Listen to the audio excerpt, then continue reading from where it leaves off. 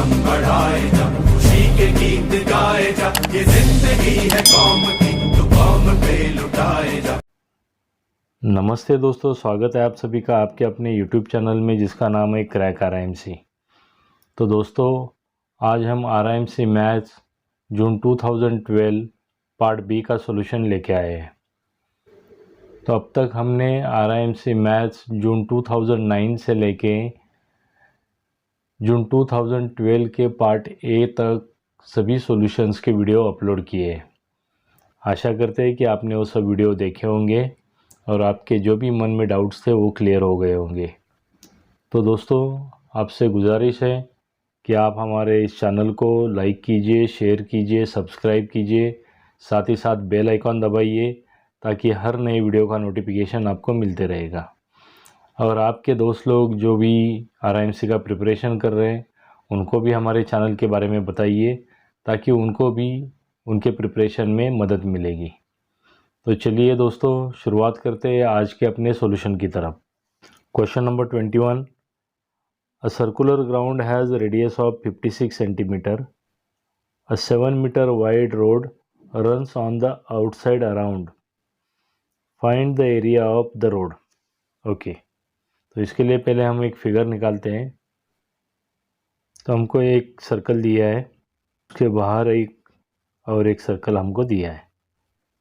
अभी हमको क्या दिया है, ये जो ग्राउंड है मतलब इनर पार्ट है, इसका रेडियस हमको दिया है 56 सेंटीमीटर, ठीक है। और ये रोड का विड्थ हमको बताया है, यह है 7 मीटर।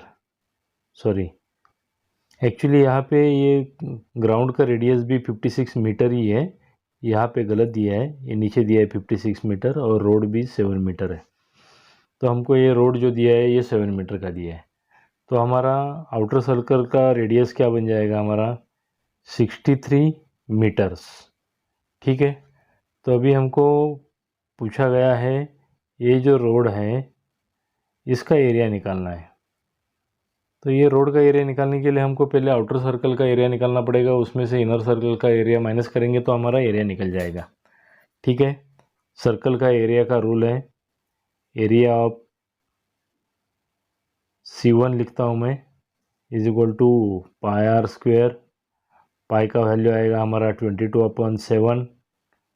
आर है इनर सर्कल का 56 इंटू 56 इंटू 56, यहाँ पे इंटू लिखना भूल गया मैं।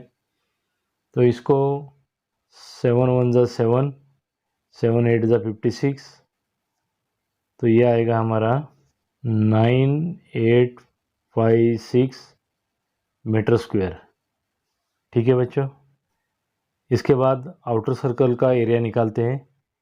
एरिया ऑफ C2 लिखता हूँ मैं, circle 2 is equal to again pi r square. Pi का वैल्यू है हमारा 22/7। आउटर रेडियस है हमारा 63 इंटू 63, 7 1 ज़ा 7, 7 9 ज़ा 63, और ये बचा हुआ मल्टीप्लिकेशन करेंगे तो हमारा आंसर आएगा 12474 मीटर स्क्वायर, ठीक है बच्चों।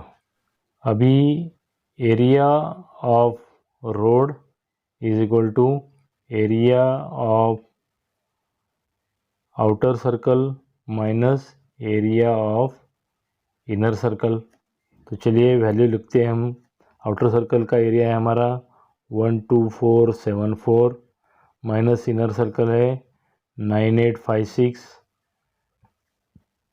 ये दोनों का सब्ट्रैक्शन करेंगे तो हमारा एरिया आएगा 2618 मीटर स्क्वायर, ठीक है बच्चों। Question number 22, what must be subtracted from x cube minus 6x square plus 11x minus 10 so that the resulting polynomial is exactly divisible by x square minus 4x plus 3। Okay, तो हमें मालूम है ऐसे सम जब भी रहते हैं तो हम ये दोनों का डिवीजन करते हैं और जो भी रिमाइंडर रहता है वो रिमाइंडर ही हमको लेस करना रहता है ताकि वो पॉलिनोमियल को पूरी तरह से वो डिवाइड कर पाए, ठीक है। तो चलिए लिखते हैं हम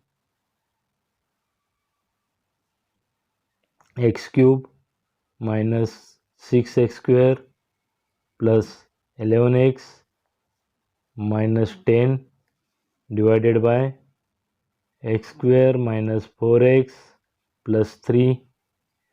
तो पहले x² से x³ को डिवाइड करेंगे तो हमारा क्वोशंट आएगा x।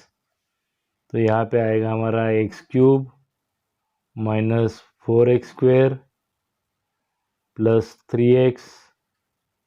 तो चलिए इसका सब्ट्रैक्शन करते हैं, प्लस का माइनस, माइनस का प्लस, प्लस का माइनस।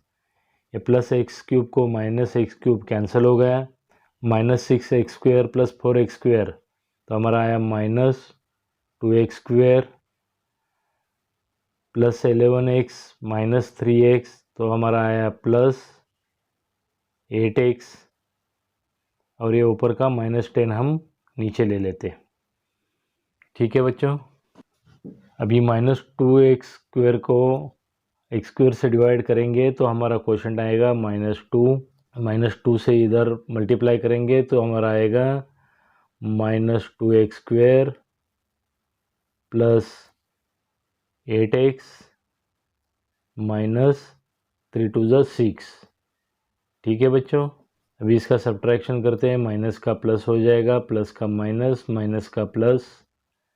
तो ये प्लस 2x² को माइनस 2x² कैंसिल हो गया। ये प्लस 8x को माइनस 8x कैंसिल हो गया। माइनस 10 प्लस 6 तो हमारा यहाँ पे रिमाइंडर आया -4। ठीक है बच्चों, so our answer is equal to -4। Clear है? Question number 23। 3 prizes are to be distributed in a debating contest. The value of second prize is 5/6 value of first prize and the value of third prize is 4/5 that of second prize.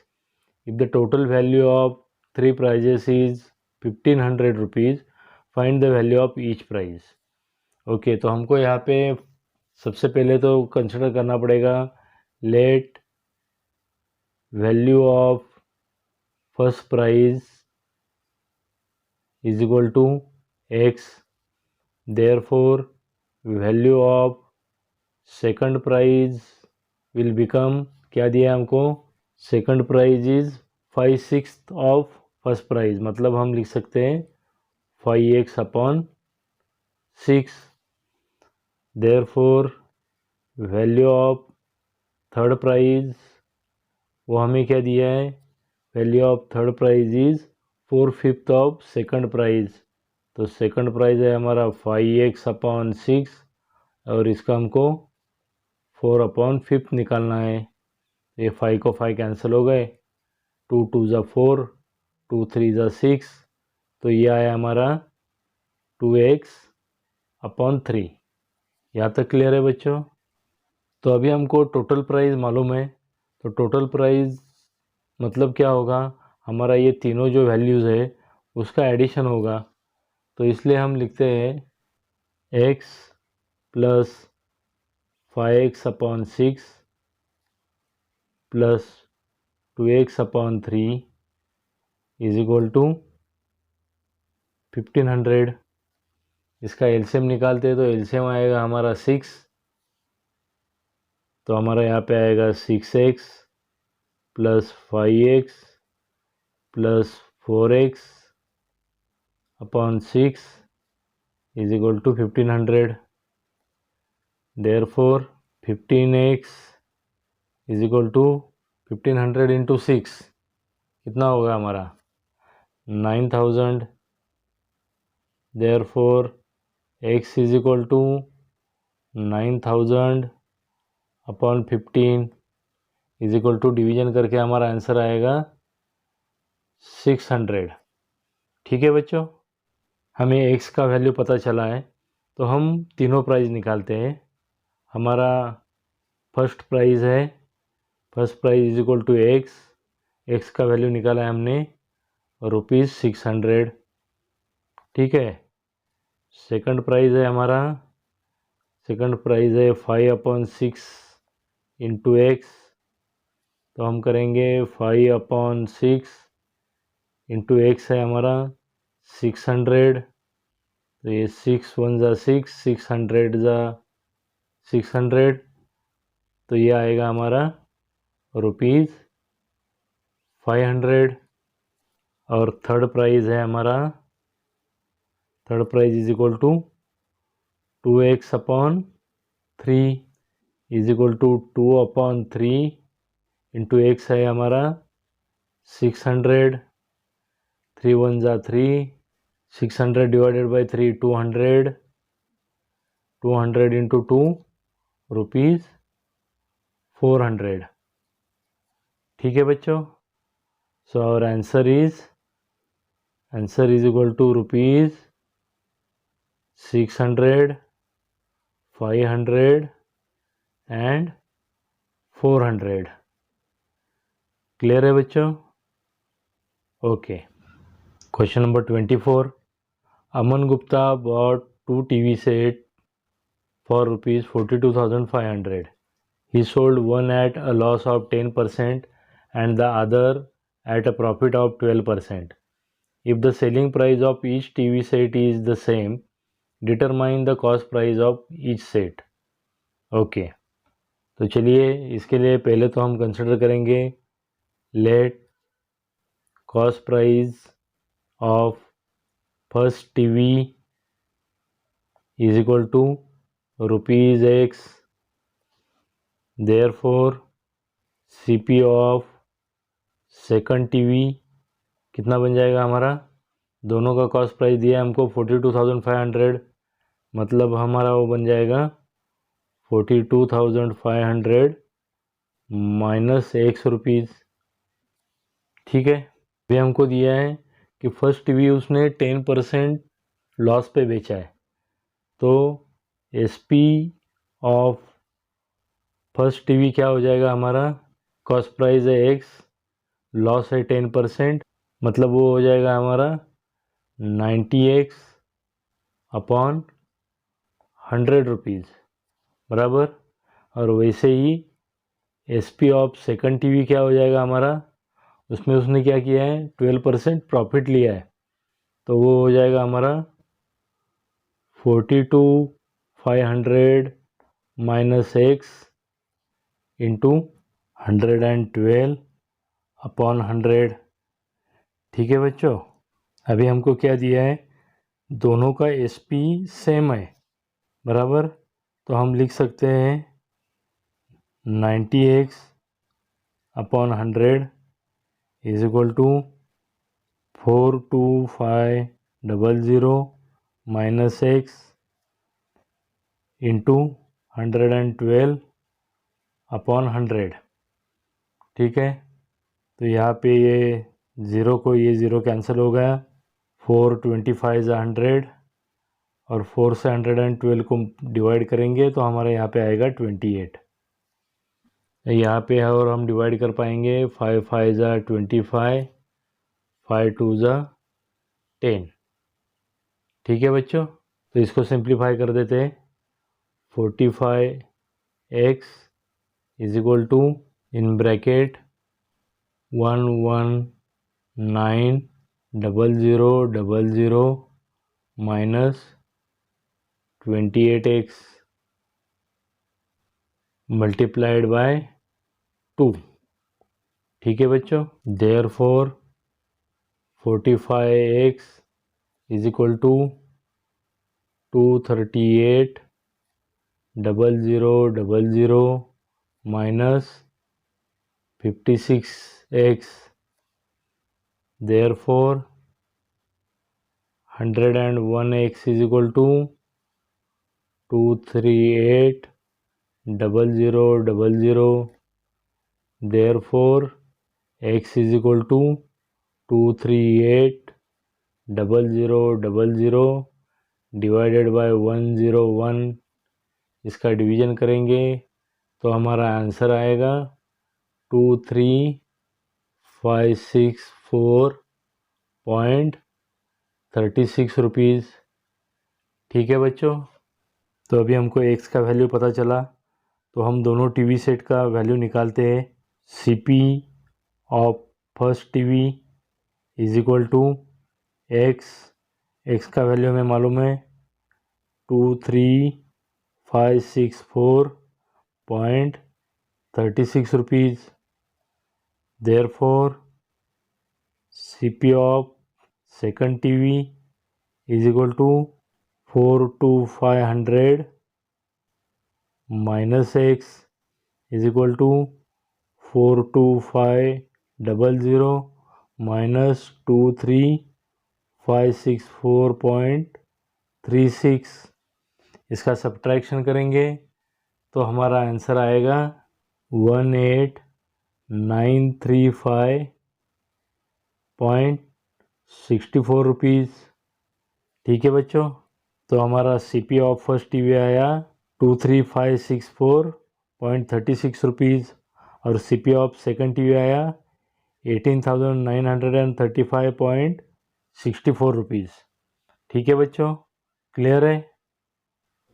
Question number 25, a total of 12,000 soap case were sold in a year. 4 main brands were P, Q, R and S. Use the adjoining pie chart to find the number of soap case sold by 4 main brands. Okay, तो हमको यहाँ पे pie chart दिया है, इसमें हमें Q और P का डिग्री नहीं दिया है, तो पहले वो डिग्री हमको निकालना पड़ेगा। बाकी सबका डिग्री हमको दिया है। हमको पूछा गया है PQRS ब्रांड के कितने सोप केस बेचे गए। तो पहले तो हम एंगल Q और एंगल P फाइंड आउट करते हैं। तो हम लिखेंगे angle R plus angle Q is equal to 180 degree. इसका रीज़न हम देंगे स्ट्रेट एंगल। ठीक है, एंगल R का वैल्यू है हमारा 120 degree plus Q is equal to 180 degree. Therefore angle Q is equal to 180 minus 120 is equal to 60 degree. ठीक है बच्चों, अभी वैसे ही हमारा angle P plus angle S plus others is equal to 180 degree. इसका भी रीज़न वही आएगा, स्ट्रेट एंगल। एंगल S का वैल्यू दिया है हमको, अदर का वैल्यू दिया है, P का निकालना है। तो angle P plus angle S का वैल्यू है 90 डिग्री प्लस अदर का वैल्यू है हमारा 60 degree is equal to 180। Therefore angle P is equal to 180 minus 150 is equal to 30 degree.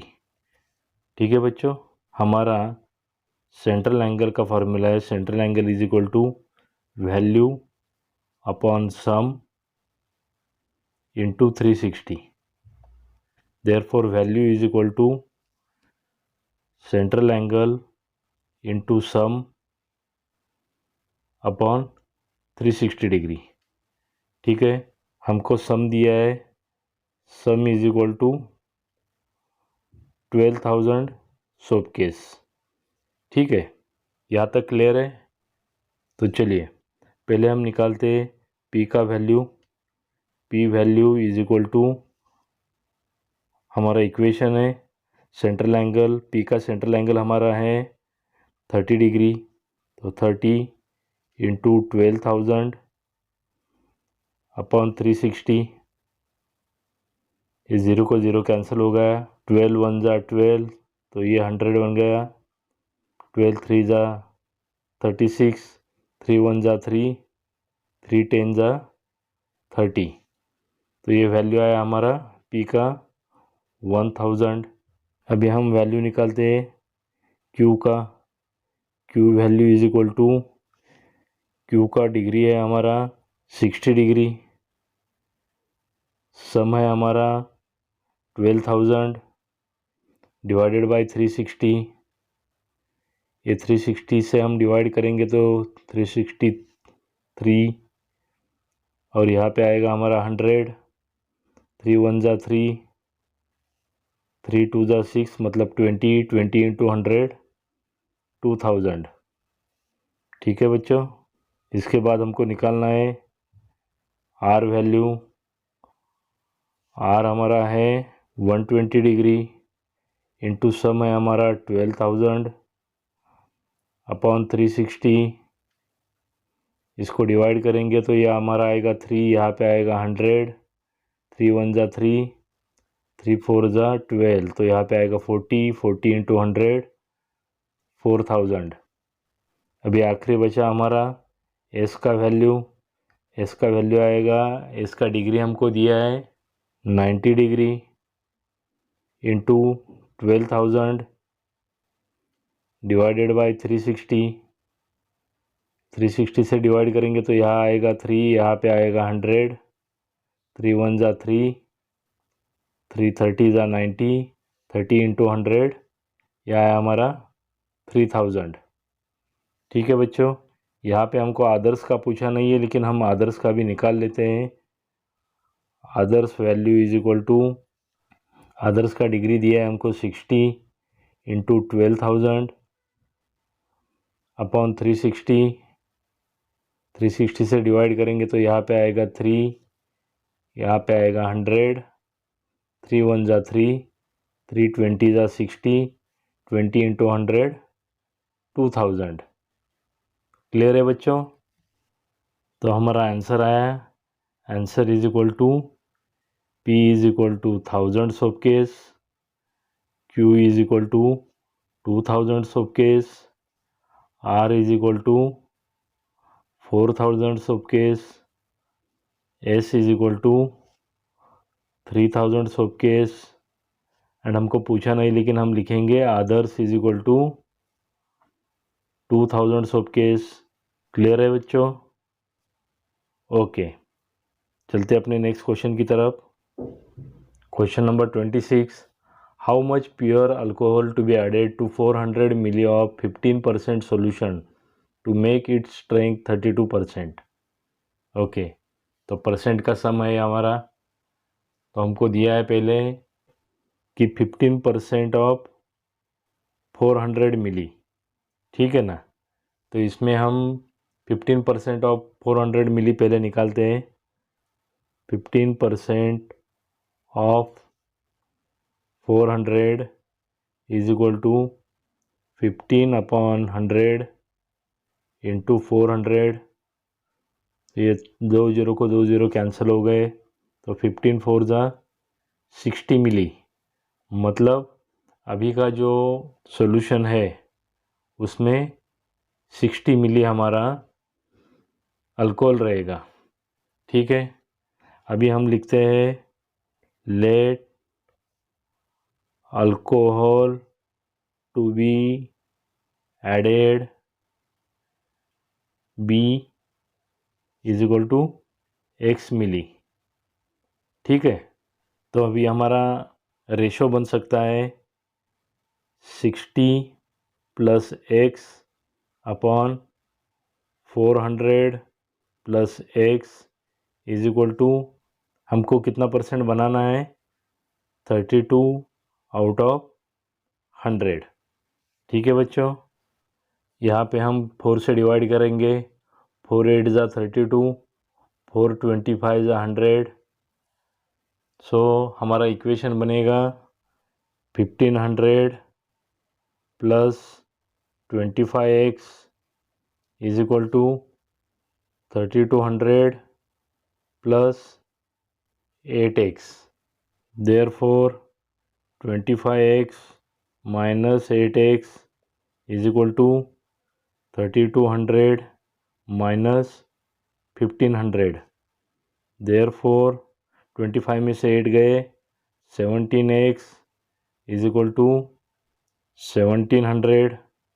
Therefore x is equal to 1700 divided by 17, 17 1 जा 17, 1700 जा 1700। तो x का value आया हमारा 100 मिली, ठीक है बच्चों।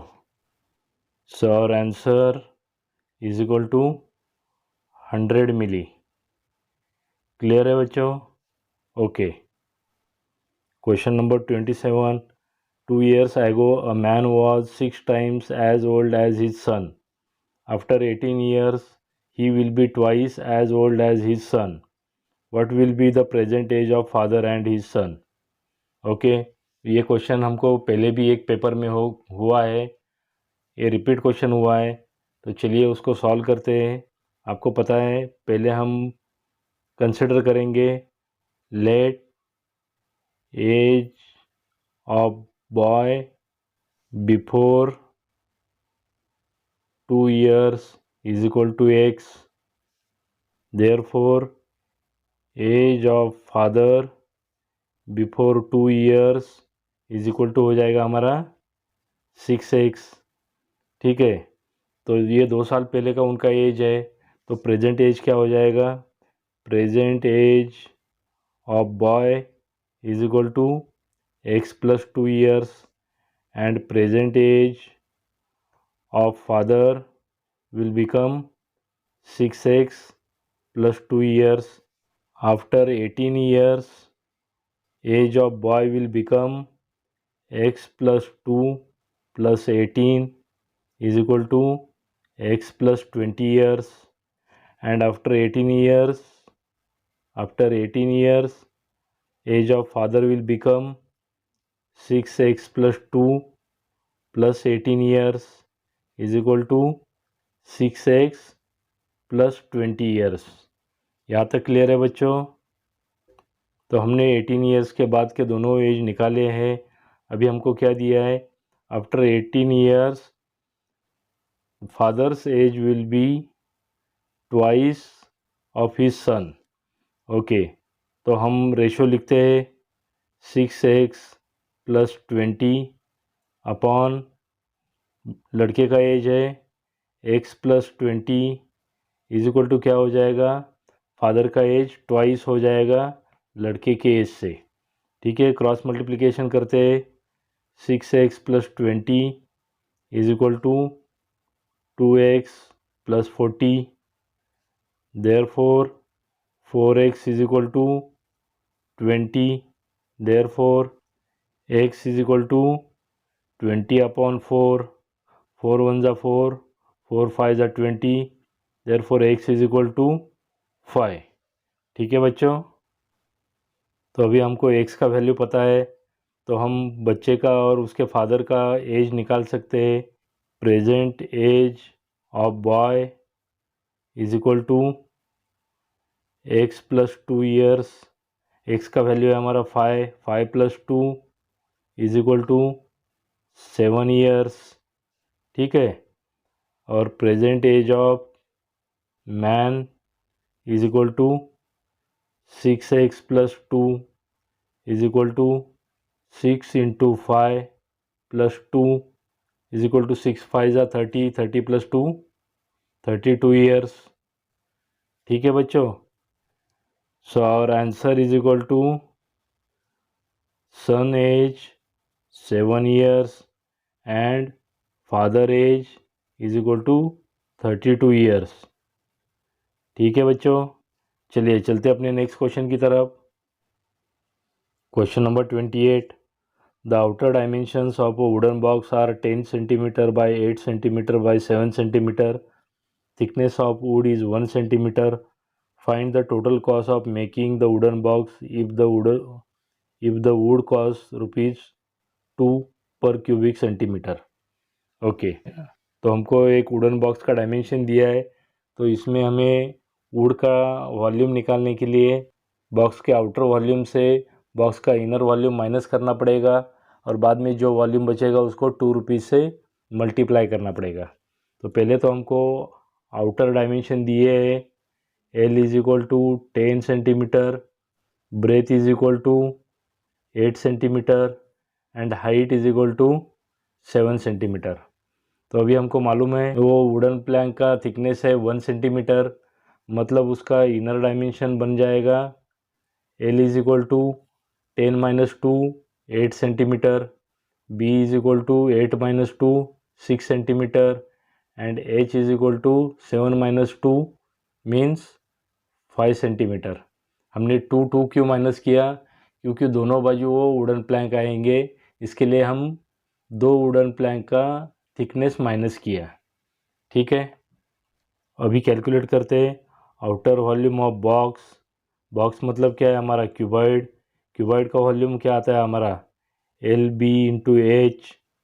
आउटर डायमेंशन है हमारा 10 into 8 into 7 is equal to क्या आएगा 560 सेंटीमीटर क्यूब। ठीक है ना। अभी निकालते हैं inner volume of box. Formula same आएगा हमारा L B H. Inner dimension हमारे क्या है L is equal to 8, breadth है हमारा 6, हाइट है 5। तो हमारा वॉल्यूम आएगा 240 सेंटीमीटर क्यूब।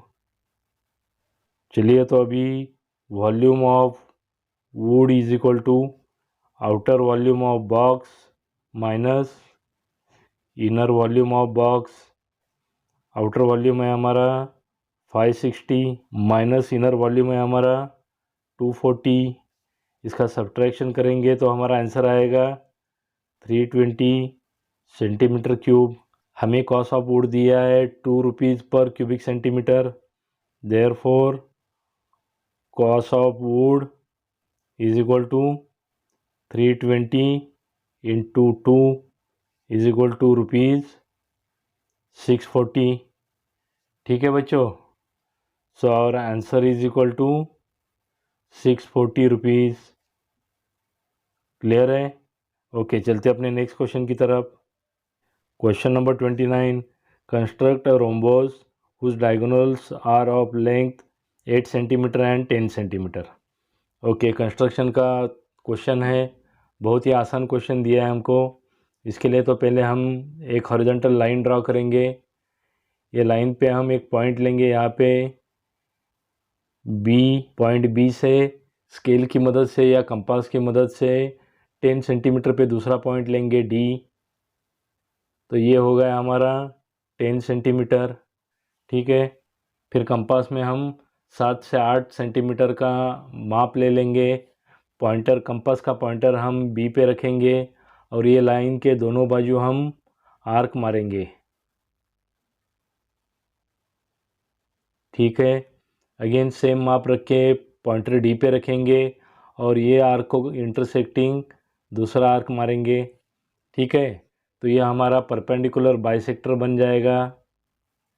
ये दोनों आर्क से हम लाइन जोड़ेंगे तो बाद में हमें कंपास की मदद से या स्केल की मदद से ये सेंटर से 4 सेंटीमीटर ये बाजू और 4 सेंटीमीटर ये बाजू पॉइंट मार्क करना पड़ेगा और फिर ये चारों पॉइंट हम जोड़ देंगे तो हमारा रोम्बस बन जाएगा। क्योंकि ये हॉरिजॉन्टल डायगोनल हो गया हमारा 10 सेंटीमीटर, वर्टिकल डायगोनल हो गया 8 सेंटीमीटर। इसको नाम देंगे हम ए बी सी डी। ठीक है बच्चों। क्लियर है। ओके तो चलते हैं हमारे आरएमसी मैथ जून 2012 के पार्ट बी आखिरी क्वेश्चन की तरफ। Question number 30 Abhishek and Tanmay can polish the floors of a building in 25 days. Abhishek alone can do 1/3 of this work in 15 days. In how many days can Tanmay alone polish the floor of building? Okay पहले हमको दिया है अभिषेक और तन्मय 25 दिन में काम कर सकते हैं। तो हम 1 day work of Abhishek plus Tanmay कितना बन जाएगा 1/25। ठीक है। अभी हमको क्या दिया है कि अभिषेक 1/3 काम 15 दिन में कर पाता है। मतलब यहाँ पे हम इक्वेशन लिखेंगे वर्क डेज। क्या बताया हमको 1/3 काम 15 दिन में करता है तो पूरा काम कितने दिनों में करेगा। क्रॉस मल्टीप्लिकेशन करते हैं तो हमारा आएगा 15 इंटू 3/1 इज इक्वल टू 45 days। ठीक है बच्चों यहाँ तक क्लियर है। तो अभी अभिषेक अकेला 45 डेज़ में काम ख़त्म करता है।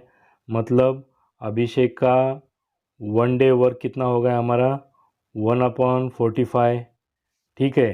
अभी हमको मालूम है अभिषेक और तन्मय का 1 day वर्क है 1/25। तो तन्मय का वर्क निकालने के लिए हम क्या करेंगे अभिषेक का वर्क उसमें से माइनस करेंगे। So 1 day work of Tanmay is equal to 1/25 minus 1/45।